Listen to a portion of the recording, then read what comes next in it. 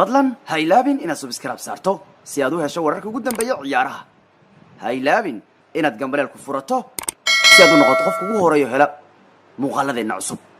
السلام عليكم ورحمة الله وبركاته. مالين وعن ورسال صاحب بيال مالك صدوري ذا كجوكتان كسر وذا مانتا يو ورك وين سبورتيك channel كنا وحنا سوق هذا دونا ورك وجودن بيا عيارها مانتا حالة نيمار باريس جيرماني أو ميل حن مريسة السجا يو دايركت كي كحضو بايس خد عيو دجال قوة درس هذا ينكو حلقة يابا إنه برشلونة ولو وحنا سوق هذا دونا ريال مدريد أو كسر بيرسي ترتن كبرونو فرنانديز حالة دي مانشستر يتوتنهام وينو أنو يجي دونا عيارتو وذ دونا يو بوجبا أو سيل لما فيلانا أوجب عيارتا مانشستر يمانتو عياريسة أو ميو عيارتوغو isku riixayaan ku biiro kooxda Real Madrid iyo qodobo kale ayaan ku soo qaadan doonaa maanta barnaamijkeena kan uu qayb ka yahay ninkii Messi ahaa oo muddo 3 bilood ciyaaraha laga ganaaxay kama marna Ole Gunnar Solskjaer oo cadeeyay ciyaaryahanadu ka filay suuqa iibsiga ciyaartooga iyo arrimo kale oo muhiim ah oo ku saabsan suuqa iyo ciyaarihii iyo la yaabkii baan soo qaadan doonaa oo uu ku jiro Lukaku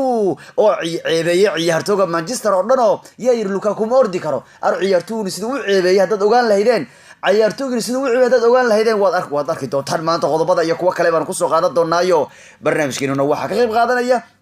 hoyga ciyaaraha sportiga wadankeena waxooyga fashion ka sportiga Somali Sportio Muqdisho xarumo kala duwan ku leh xamar weyne bakaaraha tabakaaya madow Madiina waxaan dadkii kareysaan dharka sportiga iyo kuwa fashion kaba war degmo iyo tuulo iyo gobol meel kasta looga adeegtayo war ku xirnow oo ka cimaamado Somali Sportio waxaad ka wici kareysaa hadii aad u baahan tahay inaad ka adeegato telefoonka 9 waliba dharkii degmooyinka uu ku ciyaari lahaa waa lidin keenay dharka degmooyinka 17 degmo Muqdisho ka qayb gali doona dharkoodi waa lidin keenay waliba calama ka sameysano iyo fashion qurux badan dharkii ciida iyo kuwii lagu ciyaari lahaaba bal halka gaaro waarnimo yahay Somali Sportiya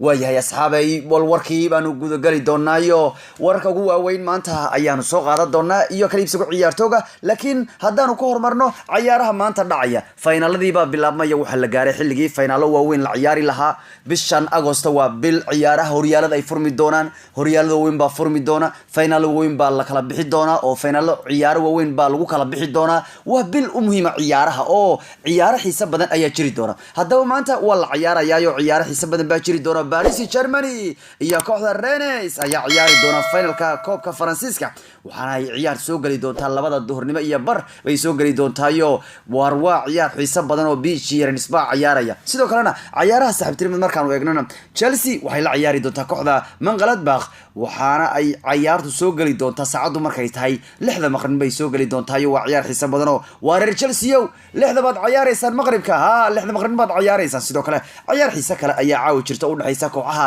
Manchester United iyo AC Milan iyana ciyaartu waxay soo gali doontaa saacadu markay tahay 7 fiidnimo iyo 35 daqiiqo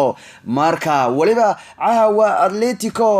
Madrid iyo kooxda Athletic Zan ayaa inuu ciyaari doona saacadu markay tahay 8 fiidnimo Borussia Dortmund iyo Bayern Munchen waa kulanka ugu xiisaha badan oo waa kulanka isha lagu hayo caawa maqaara jira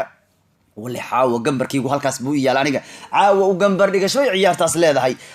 Bayerteedii ma waxaan u maleynaya armaan laga hoos bixiyaa yaa oo dhagta laga lagu dhufta sanadka hore waa la garaacayo Bako Alkaiser iyo wiilkii Hazard la dhashay iyo ay halka tuuran oo Dortmund caawa halka bay joogaano German Super Cup bay caawa ciyaarayaan Borussia iyo Bayern Munchen waxaan ciyaar soo gali doontaa 9 iyo barka caawa walla wara jiri doona yaa 9 iyo barka caawa bay soo gali doontaa Maxamed Couture waa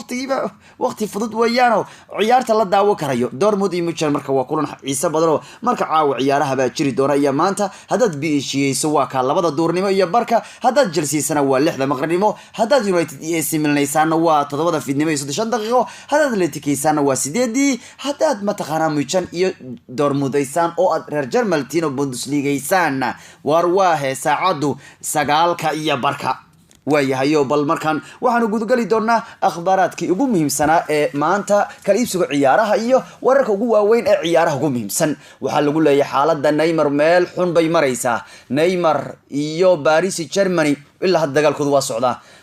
dagaalkoodu waa socdaa oo ninkan ilaa hadda wuxuu isku dayaa inuu Barcelona ku biro kama aanu sabrin inuu riyadiisa Barcelona u rumeeyo sanadkan Barcelona ayaan heli doon sanadka dambe hadduu Neymar yimaado weerar qatar badan oo wax laga qaban karin wariya qof walba ducayso hadday nimankan is helaan MSN oo dib isku helay Blas Griezmann wallahi waad waalan doontaan jooga ku ducaysta nimankan is helin marka ilaa hadda Neymar dagaal buu wadaa lagu leeyahay laakiin shalay waxba gardaraystay Leonardo oo ah director kooxda Paris Germany. Leonardo ayaa salaamay baa lagu leeyahay dhammaan ciyaartooyga kooxda Paris Germany ee joogay Shiinaha, laakiin hal niman uu salaamin baa leeyahay waa Neymar. taas ayaa keentay in dagaalku uu sii korodho oo yacni meeshu xaaladda ay taalay meel ka sareysa ay gaarto. Leonardo ayaa Shiinaha u yimaaday sidoo mataqaana Neymar ugu qanciyo kooxda inuu joogo, laakiin waxa la dareemayaa Leonardo iyo Neymar wali inuu dagaal ka dhaxeeyo. Leonardo waxa la arkay ciyaartooyga Paris Germany oo dhanba xabadka buu saaray, wuu salaamay, laakiin hal nin baanu salaamin oo aan xabadka saarin waa Neymar. taas waxay ka dhigan tahay lagu leeyahay xaaladdu Neymar ee Paris Germany waa mid aad u kacsan. wuxuu salaanta ka bilaabay lagu leeyahay Marquinhos, kadib Di Maria, kadib Baradas, kadib Verratti, Thiago Silva. wuxuu xaq u yeeshay wali isagoo xabadka la geliyo, sidoo kale rag badan baa xabadka la saaray, laakiin hal nin baanu xabadka saarin baa leeyahay waa Neymar oo aanu salaamin, iyadoo sida Neymar ku salaamin Leonardo isla markaan ogaasimaha biishii dhinaciisa ka raadsan xidiga reer Brazil. waxa la isweydiiyay haddii Neymar uu mataqaana si bareera salaanta isagu ula dhaafay Neymar, marka ama Neymar waxa leeyahay hadiiba directorka kooxda uu salaanta ka yaani uu salaamay ciyaartooyga kale ninkan uu salaamin waxa leeyahay xaaladda waa xun tahay, ama waxa loo fahmayaa Neymar inuu mataqaana asagu ka tagay meesha dhan buu salaanta wax ka diiday, laakiin waxa la hubaa in directorka kooxda Paris Germany ninka la yiraahdo Leonardo uu salaamay ciyaartooyga biishii oo dhan, laakiin aanu Neymar gacanta gelin. marka waxa loo fahmayaa dagaalku waa xoogan yahay waliyo Neymar waxa suurtagal wali inuu Barcelona ku biiro oo uu isaga tago Paris Germany.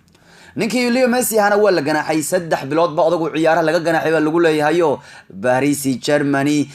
saaxiibkiisa uu ciyaara Neymar buuna sanadkan u sugayaa. ninka la yiraahdo Leo Messi wuxuu isleeyahay odagu saaxiibkaba ku imaanaya, laakiin Messi intuu sugaya arimaha Neymarna oo uu bariyaan ku jiro odagu ku qalqaalinayo inuu halkan yimaado waxa ku soo baxay ganaaxiisi. Messi waxa laga ganaaxay ciyaaraha muddo 3 bilood war waa kay ciyaaraha laga ganaaxay ma kuwii kooxaha Maya xulkiisa laga ganaaxay kadib markii uu Messi caayay xiriirkii Combal ee America. Messi ayaa sheegay ciyaaryahanka America intii socdeen in kuwa Combal ay la jiraan Brazil oo ay koobka gacanta u gelinayaan Brazil oo koobku yahay mid musuq ah oo xiriirku yahay mid musuq ah. haddaba waxa la sheegay Messi in laga ganaaxay ciyaaraha muddo 3 bilood inaan xulkiisa dib dambe ugu ciyaarin. taas waxay ka dhigan tahay sanadkan dhanba Messi uma ciyaari doono wadankiisa. ganaaxiis wuxuu bilaaban doonaa 3 Agoosto oo maanta ah, waxaana uu socon doonaa muddo ilaa iyo 9 maalmood. waxaanu Messi seegi doonaa ciyaaraha wadankiisa Albacete uu la ciyaari doono saaxiibtinimada wadamada Chile, Mexico iyo Germany, laakiin Messi wuxuu xaq u lahaan doonaa inuu ciyaaro sanadka 2020 ciyaaraha Isreebka adduunka lagu soo baxayo 2022 qadar ka dhici doona.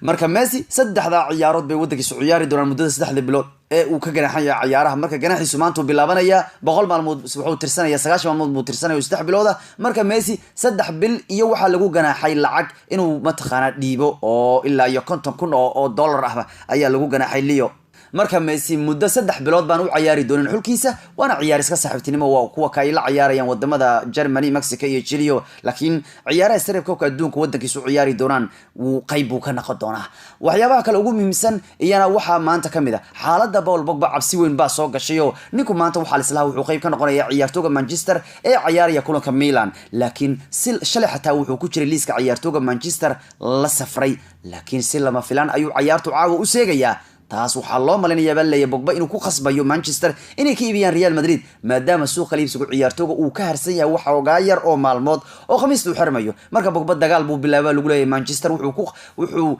xoog feer iyo farlaab inuu kaga tago u doonayaa. marka arinta Paul Pogba waa qof kasta way ka yaabisay leeyahay Manchester ka tirsano maxay yeelay ciyaartoogii si lama filaan in kooxda looga waayo, xataa dadka qaar way ka yaabisay ninkii shalay kooxda la safray ee liireem caaw ma ciyaari la leeyahay armi wax jiraan baa leeyahay Madridna xooga bay saaraysaa Pogba inay gacanta ku dhigto. sidaan Pogba ku dagaalamaya in loo keeno, laakiin madaxda Madrid Van de Beek bay raadinayaan oo ka qiimo yar isaga. marka Pogba arintiisu cabsi baa ku jirta lagu leeyahay Paul wuxuu bilaabay dagaal cusub oo uu doonayo in Madrid ugu biiro. maxay wuxuu ogyahay Pogba haddii suuqa Premier League uu xirmo khamiisa inaysan Manchester asagu iibinayn. warninkii Lukaku ahaa waa isgadaya, wuxuu iska gadaya kooxda Juventus oo suuqa ayuu isdhigaya. maxaa yeelay Lukaku waxa lagu caay jiray Maxamed Qadax xataa wuxuu dhigi jiray war midka kare Lukaku ilaahu haduu ka cimamad leeyahay war sidii tareenka hindiyo qaararararac buu kala jeesanay. yani Lukaku ma ordi kara lagu eedeeyaa waa nin caluuka ah ma daragtay kiilaadkiisa lu dhan yahay war waa yaa nin culus weeyaan xataa kubadu mara waxba leeyahay kubadu ma la ordi kara leeyahay xataa hore kama jeesan karayo war muxuu ma ina tareeba leeyahay gawaarida jiidama daragtay waxa qaada maxaa la yiraahdaa badarka ayaa iyo xamuulku qaada sida ma taqaan u jeesanay uu leeyahay tartiib u soo jeesanaya inuu culayskiisa lagu caaya hadaba Romelu Lukaku waa cayba lagu leeyahay ciyaartooyga Manchester buu ceebeeyo wuxuu soo saaray oo bartiisa ku soo dhigay ciyaartooyga ugu speedka badan tababarka Manchester bariyaha sameynaysa yaani tababarkii Manchester ay sameynaysa maalmihii la soo dhaafay ayaa waxa la soo saaray ciyaartooyga ugu speedka badnaa ama ugu orodka badnaa ama ugu dhaqsiyaha badnaa Lukaku wuxuu noqday ka war ninka labaad ugu orodka badan kooxda Manchester waxa leeyahay Lukaku caluuka waaye ma ordi karo culays waa idinka ku haya u dulqaata Lukaku waa idinka ceebay ciyaartooyga dhan barta bulshadu soo dhigay wuxuu iska dayaa ninka wuxuu leeyahay wariyaha been baa liiga sheegaya dadkan way iska caayeenaya mooyaane anu wan iska xoog weynahay على وينها مويان أو نسكع وصلها مويان هذا ونوردي كلام كله يحي أنا ونوردي كلام كله يحي يعني لوكاكو حموجنا يا أو ماشى كسر يا دتك كو حمانا لوكاكو إنه يهنين علص أو نوردي كريم ما كو حموجنا إنه يهنين أرضية حتى وكورد بدي يكون مانشستر هل نباك أرض بدنا بالولاية توبركي مانشستر أي سمين يسمو دوين كانوا والله صوص سريع عيارته ويسبيت كبدنا مورد كبدنا هل نباك أرض بدنا وديجو دايلت ما لوكاكو باني كلابات ugu isbiidka badan kooxda Manchester ka waran tababarkii maalmid la sameeyay orodka ciyaartooyga lagu ogaanay Lukaku baa noqday ninka labaad ugu isbiidka badan markaas wuxuu leeyahay haye aw dadkii caluuka halaha Lukaku leeyahay asaas ka hadlay wuxuu leeyahay warmay kuwa caluuka ay dhahay والله لوكاكو وعدينو يعني نينكا ويسبيت كبدن مانشستر ee labaad waxa ku xiga John oo saddexaad galay Rashford ba afraad galay James ba ku xiga Daniel James oo ninka ugu xabaaraha badan xataa Lukaku ba ka sii ordoon labaad buu ku jira Lukaku Daniel James shanaad buu ku jira Smalling ba ku sii xiga Young ba ku xiga Lingard ba ku xiga Martial adu ninka ugu hooseeya ee Manchester ugu orodka yar waa Lucas Shaw baa leeyahay nin cayilin baa leeyahay Lucas Shaw Joan Mata kuma diistu leeyahay war Lukaku hadad ma ceebaysay oo baraha bulshadu dhigtay orodkeeni iyo kan ugu caajisan kooxdu iyo kan ugu orodka badan hadad baraha bulshada nagu ceebaysay runtii aan waxaan ka fiicanahay buu leeyahay midka Shaw baan ka fiicanahay buu leeyahay hadad idinku iga fiicantiin oo diga orod badantiin anu Shaw baan ka orod badanahay buu yiri ileen ma ogtahay Lucas Shaw baa ninka ugu xabaaraha hooseeya Manchester maata ayana xoogay ka horeeyo ya marka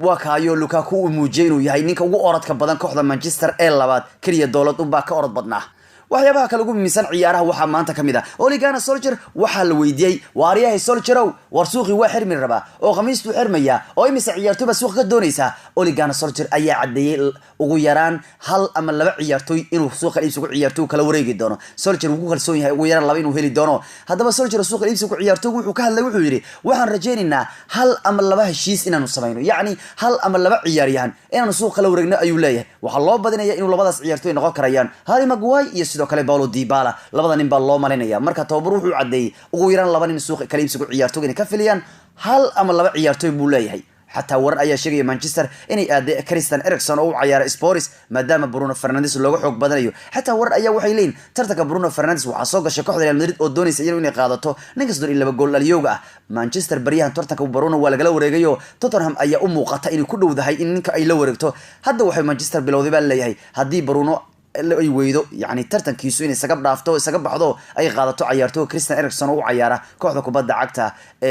توتنهام waxa kale ugu miisan iyana maanta ciyaartooyga Juventus ciyaara ee Mosakin ayaa la filayaa inuu 36 milyan ugu wareego kooxda Everton isbuuca kan Mosakin waxa uu joogaa Luis hadda Mareysad buu joogaa yani Mareysad buu imaan doona maanta oo Sabtiya waxaanu dhameystiraya ku biridiisa kooxda kubadda cagta Everton isbuucanba suuqa maxirmayo ninkaas waa 19 jirka ah oo Arsenal iska diiday yani boos la'aan darteed haduu booska weyn og yahay wuxuu ku beeriyay Everton isbuucan baa lagu leeyahay maanta bana la filayo inuu soo gaar halka Cavani wuxuu u cadeeyay Inter Milan iyo kooxaha doonaya inaanu ka tagin kooxda Bishi wuxuu leeyahay halkan baan sii joogi doona ilaa heshiiskii aan ka dhameystanayo Community Shield-igu maalinta beri baa la ciyaaraya warana jiri doona Man City waxa ciyaaraya Liverpool hadaba Jordan Klopp wuxuu cadeeyay hal nin uu ka maqnaanayo kulanka beri waana Sadio Mane ayaan wali dib ugu soo noqon tababarka Liverpool maalinta Isniinta ayuu imaan doona oo ciyaartooygu maadaama ciyaar Afrika ku soo maqnaa oo uu soo ciyaaray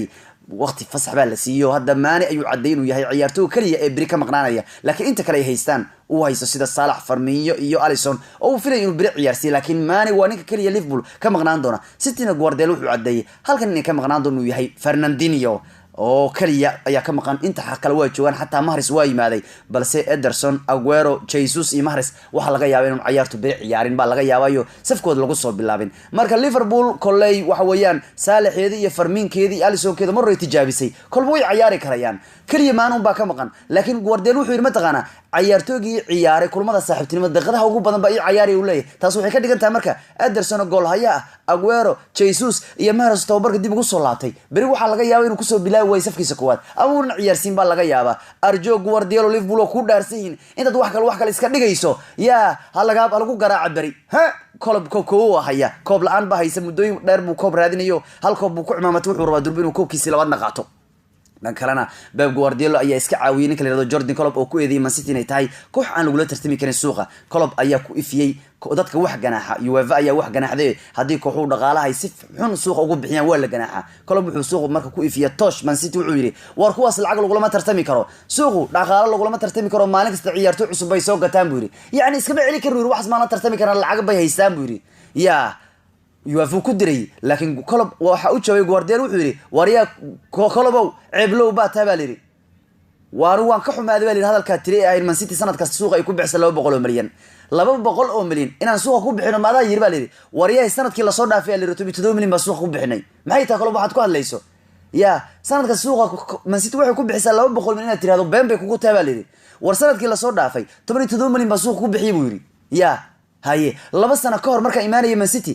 waxaan marka iimaanay Man City 2 sano ka hor marka iimaanay Man City waxa joogay ilaa 10 ilaa 12 ciyaaryahan oo daadooda ka weynta 30 sano jir miyaan kooxda dhisayn buu yiri wariya marka yaa marka iimaanay dad waayeelan u imaado 10 nin iyo 12 no wada waayeelan u imaaday markii dhalinyaro ka sameyaan wahayn buu leeyahay wariyaha Klopp waan ka carooday buu yiri hadalkaaga inaad 200 aan suuqa ku bixina sanad kasta tiraado war wuxuu yiri war anu sanadkan buu yiri waxaan kaystay Angelino iyo hal nin baan soo gaturi sanadkan Angelino wiilasheedii kamid ahaan jiray City kamid ahaan jiray baan dib u soo ceshtay oo lagu daray Rodri hal nin baan ka tii u leeyahay maxaad ka hadlaysaa maxay tahay adu sanadkii hore meeqad bixisay baa liri sanadkii hore waxaad bixisay baa liri sanadkii la soo dhaafay 200 milyan suuq ku bixisay baa liri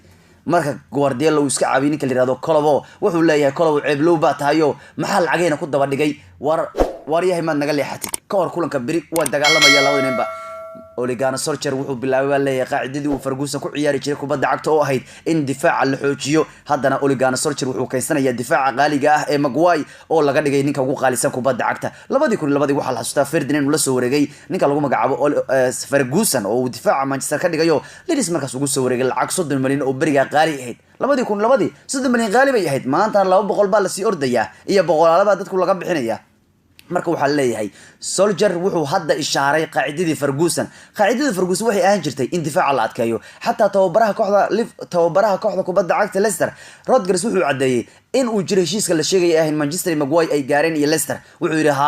waa la heshiiyay ciyaartoygan wuxuu dhameystiray inuu ku biirdiisa kooxda Manchester marka tababarihii Leicester baa cadeeyay in Manchester iyo Leicester ay ka heshiiyeen arinkii ciyaartooygu marka warkan waa idinka iskale Maguire waa Manchester oo ciyaartoygiina uu noqonayaa hadaba Maguire baa noqonaya daafac ugu qaalisan kubadda cagta lambarka uu noqon doonaayo waana difaaciid ugu qaalisan kubadda cagta iyo sida kan Maguire baa 80 milyan lagu qaadanaya ninka labaad ugu qaalisan difaac dunida waa Van Dijk ninka saddexaad waa Hernandez Lucas Wayano hadda sidoo kale Delight baa ninka afaraad ah shanaad waa Emerick Laporte lixaad waa Kyle Walker toddobaad Benjamin Mendy Stones Bassna sidoo kale ku jira sideed waa Luis sidoo kale Aaron Bissaka waa isagu liiska sideedan ku jira marka Maguire waa Manchester United oo macallinkii kooxdu baa cadeeyay inuu halka ku dhow yahay waxa kale ugu muhiimsan iyana maanta ciyaaraha taageerayaasha kooxda kubadda cagta ee Manchester United waxa ay ogaadeen in Bruno Fernandes ay mataqaana yani waxay ogaadeen in Maguire ay gacanta ku dhigeen taageerayaasha Manchester waxay ogaadeen Maguire inay gacanta ku dhigeen sidaas daraaddeed waxay codsanayaan in laba saxiix oo kala kooxda lagu soo daro waxay leeyihiin war suuq intaan uga xirmin hana la keenay bay leeyihiin ciyaartooyga Paulo Dybala iyo ninka kale la yiraahdo Bruno Fernandes jamaahirta Manchester waxay dalbanayaan maadaama ay gacanta ku dhigayaan ninka la yiraahdo Maguire waxay leeyihiin Bruno iyo hal lagu soo daro kooxda iyo ninka la yiraahdo Dybala waxa kale ugu miisan ciyaaraha maanta taageerayaasha Arsenal ayaa ku qanacsan khashkii uu bixiyay ciyaartooyga Kieran Tierney Arsenal hadda way doonaysaa ninka dambeedka bidix ka ciyaara ee Tierney waxay rabaan ninka inay gacanta ku soo dhigaan khish ayuu bixiyay ciyaartooyga kanu markii waxa uu bixiyay khish uu sameeyay markuu Arsenal ku soo biiriyay ciyaartooyga lagu magacaabo Nicolas Pepe wuxuu u dabaaldegay baa lagu leeyahay yani uu sameeyay dabaaldega ninka la yiraahdo Pepe oo markuu gool dhaliyo intuu gacanta kor saarto leeyahay arwaaqof ma aragtaanba wuxuu sameeyay baa leeyahay Tierney dabaaldegii ciyaartooyga Nicolas Pepe taas waxay ka dhigan tahay inuu Nicolas Pepe kula soo biirayo kooxda kubadda cagta Arsenal jamaahirtu ayaa dareensan in wiilka uu bixiyay qish ah inuu Arsenal ku biirayo waana wax hubaala Arsenal ciyaartooygu way qaadanaysayo Arsenal xalay way xoojisay bal leeyahay dalabkay ku qaadanayso Tierney hadda wuxuu bilaabay inuu sameeyo qaabka uu u dabaaldego ninka lagu magacaabo Nicolas Pepe inter hataa kama harin baa lagu leeyahay arinta Lukaku dhaxday ka soo gali doontaa lagu leeyahay mar kale isku day doontaa in Juventus ka dulqaado laakiin waxay ku duceysan doontaa in Dybala aanu aqbalin inuu Manchester ku biiro waxa kale ugu muhiimsan iyana maanta ciyaaraha Manchester Pogba waa dhaawacay habaa la leeyahay hadii uu dhaawaca jiro waxa la filayaa ciyaartooygu inuu diyaar u noqon doono ciyaaraha Premier League kulanka Chelsea uu xaadir u noqon doono marka Manchester waxa la leeyahay Pogba way hiri doontaa kulanka Blue ay la ciyaari doonaan isbuuca dambe marka Premier League la furayo oo la baasi doono marka Pogba xaalkiisa wuxuu leeyahay dhaawaciisu waa mid iska fudud Juventus way u diiday baa leeyahay Arsenal ay qaadato ciyaartooyga Rugani oo difaaca ugu ciyaara halka sidoo kale ugu muhiimsan yihiin maanta wararka Dybala waxa lagu la taliyay oo saaxiibkiisii hore kooxda Palermo Dosena uu ugu taliyay haduu ku biirayo Ingiriiska inuu ku biiro labada kooxood Man City ama Liverpool midkood oo aanu aadin Manchester maxay halka koobkaaga ma hore uu leeyahay kuwa wareersan awa ugu dambeyntii William ayaa loo xiray lambarka 10aad ee kooxda Chelsea bariyahan waxa leey oday baa xiranaya iyo Pulisic baa xiranay wuxuu war waxaad u daayeenaysan u Pulisic ma garanaye war lambarka 10aad waa askari urmaan la weyd hadda lambarka cusub ee Chelsea 10aad waxa la siibaa lagu leeyahay ciyaartooyga lagu magacaabo William oo waa laga lambarkaas uu hasad uu ka tagay William baa xiranaya lagu leeyahay sanadka soo aadano marka William baa qaatay lambarkii 10aad ee kooxda Chelsea sidaas ula socda